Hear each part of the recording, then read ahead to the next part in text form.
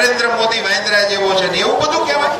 ગુજરાતમાં નરેન્દ્રભાઈ મોદીને ગાળો આપીને જીતવાનો જે કોંગ્રેસનો મનસૂબો હતો એની ઉપર ગુજરાતની જનતાએ જે પોતાનો વિરોધ રખાયો છે મિત્રો, એ ગુજરાતની ગરિમાને છાજે એ પ્રકારનો વિરોધ આપણે વ્યક્ત કર્યો. સમજ્યા હિણે વિનાના નરેન્દ્ર મોદી વાંદરા જેવો છે ને એવું બધું કહેવાય. અને નરેન્દ્રભાઈને વાંદર જેવું કીધું, એમને ગુસ્સો આવવાને બદલે નરેન્દ્રભાઈએ એમ કીધું કે હું આ ગુજરાતની રામ જેવી જનતાનો હનુમાન છું. હનુમાનજીએ છાતી ચીરી હતી, એમાંથી રામ અને જાનકી દેખાણા હતા. નરેન્દ્રભાઈ એમ કીધું હું છાતી ચીરું તો મારામાં 6 કરોડ ગુજરાતીઓ દેખાય.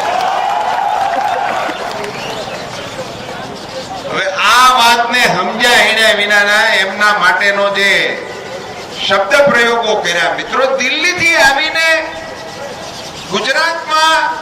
ગુજરાતના આવા લોકપ્રિય મુખ્યમંત્રીની માટે આવા ભાષણો કરવા એવી એને સલાહ જેણે આપી હોય એનો હું અંતઃકરણપૂર્વક આભાર માનું છું.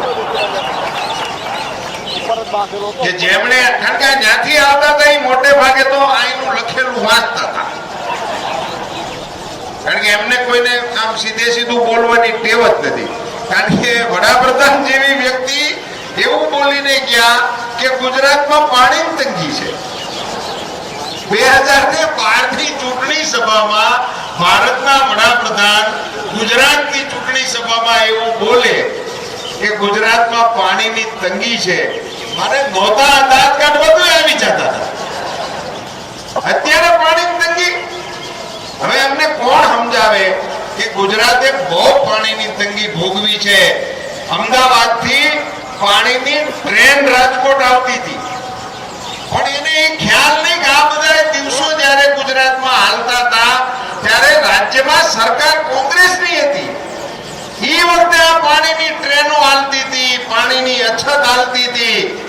મનમોહનસિંહજી, તમને યાદ હોવું જોઈએ અને ખબર હોવી જોઈએ, અને ગુજરાતના કોંગ્રેસના આગેવાનોએ એમના કાનમાં કહેવું જોઈએ કે કોંગ્રેસના રાજમાં અમદાવાદથી પાણીની ટ્રેન ઉપડીને રાજકોટ જતી હતી, અત્યારે અમદાવાદથી દૂધની ટ્રેન દિલ્હી જાય છે.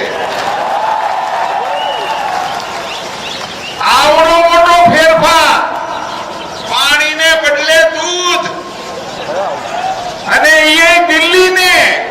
મનમોહનજી, તમે ચા પીવો છો અમારી ટ્રેન આવ્યા પછી.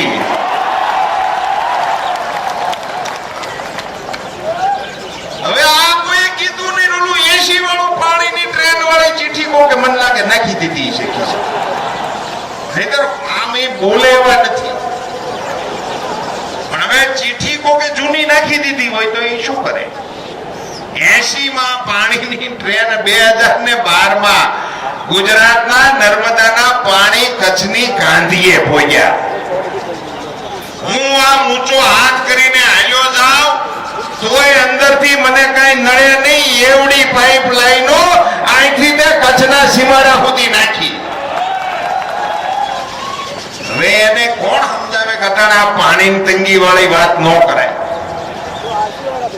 અહીંયા આવીને ભાષણ કર્યું કે ગુજરાતમાં લઘુમતીઓ અસલામત છે.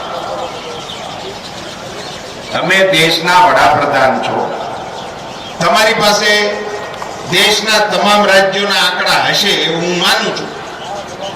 તમને ગુજરાતમાં લઘુમતીઓ અસલામત લાગ્યા, જે આંકડાથી તમને લાગ્યા હોય, પણ તમારે વડાપ્રધાન તરીકે અમને સલાહ તો આપવી હતી. ગુજરાતમાં લઘુમતીઓ અસલામત છે, પણ ભારતના કયા રાજ્યમાં સલામત છે એનું સરનામું આપો. ક્યાં સલામત છે? અમે ભલામણ કરીએ ત્યાં રહેવા જવાની.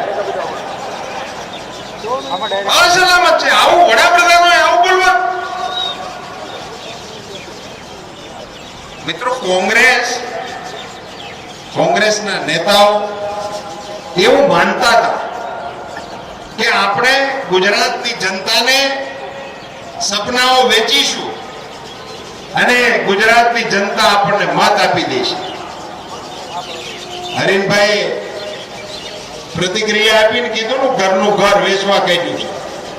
પણ તમે ગુજરાતની જનતા પાસેથી એવી અપેક્ષા રાખો કે તમે કોઈ લાલચ આપો અને ગુજરાતમાંથી મત મેળવો, આવું વિચારવાનું કોંગ્રેસીઓ સાહસ કેમ કરતા છે એ હું નથી વિચારી. તમે તમારી પાસે 10 મુખ્યમંત્રીઓ છે, એકાદા મુખ્યમંત્રીનો દાખલો તો દેવો. તો હું આ નરેન્દ્રભાઈ મોદીનો દાખલો કાશ્મીર થી તે છેક તમિલનાડુ સુધી જઈને આપી શકું. તમારી પાસે એકાદા મુખ્યમંત્રીને કંઈક રજૂ કરવા હતા? તમારી હિન્દુસ્તાનની સરકારની તો કોઈ વાત કરવી હતી. અરે મનમોહનસિંહજી, તમારે દિલ્હીની તમારી સરકારની બે વાત કરવાની જરૂર હતી. એને બદલે દેશના વડા તરીકે તમે એવી વાત માંડી કે છોકરા ભૂખ્યા મરે, ગુજરાતમાં છોકરા ભૂખ્યા મરે. આ મુદ્દો બનાવ્યો કોંગ્રેસી. બોલો, હવે આ ચૂંટણી તો પતી ગઈ, પરિણામે આવી ગયું. હવે આપણે ગુજરાતની બહાર ક્યાંક જઈએ અને આ લોકોએ આખી દુનિયાને દેખાડ્યું, ત્યાં બધે સમાચાર પૂછ્યા કે ગુજરાતમાં છોકરા ભૂખ્યા મરે છે. એ આપણને પૂછશે નહીં કે ગુજરાત કેવું છે, ત્યાં છોકરા ભૂખ્યા મરે છે? ગુજરાતની માતાઓ માટે શું વિચારશે? ગુજરાતના મા બાપ માટે શું વિચારશે? ગુજરાત એવું રાજ્ય છે કે ત્યાં છોકરા ભૂખ્યા મરે છે? એને કોઈ કહેવા વાળું નહીં હોય કે ગુજરાતમાં આવી વાતો ના કરાય. આયા તો હતાધારમાં અને જલારામ બાપાના વીરપુરમાં નગારે ઘા જીગીને 3 વખત હરિહરના હાથ પડે છે. કોઈ જમવા વાળા એમ બૂમ પાડે છે. ગુજરાતના નહીં, દેશમાં કોઈ ભૂખ્યા રહી જતા હોય તો પધારો મારા રાજમાં, રોટલા ખવડાવવા વાળાની તાણ નથી. ત્યાં આવીને માંડી કથા લ્યો છોકરા ભૂખ્યા મરે, મત દ્યો.